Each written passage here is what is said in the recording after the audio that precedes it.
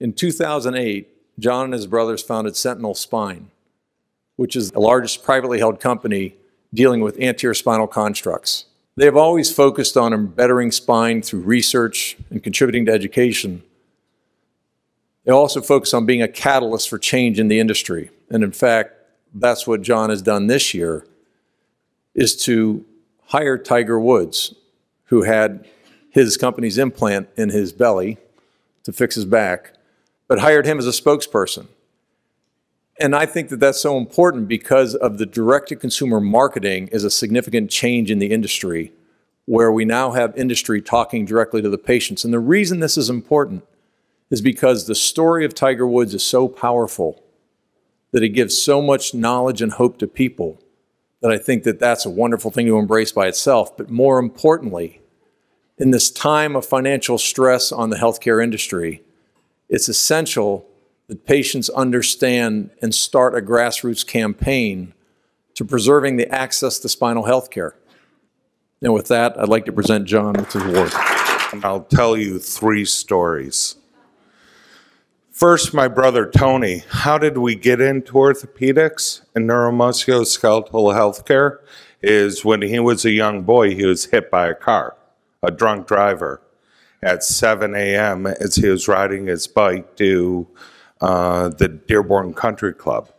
Had a number of orthopedic trauma injuries, and as he grew out of those injuries and then went to Wall Street, he wanted to do healthcare, and he said, because I had these injuries, I want to educate people on orthopedics.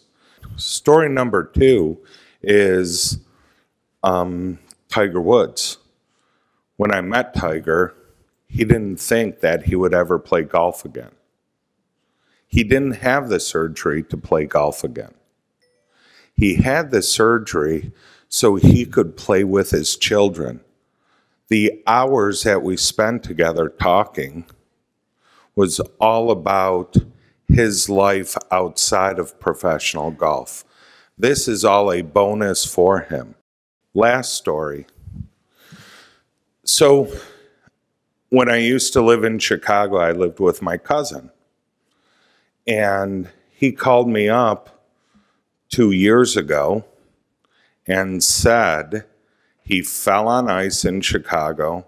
He received a pars fracture from the fall. Calls me up and says, oh my God, am I going to need to have spine surgery?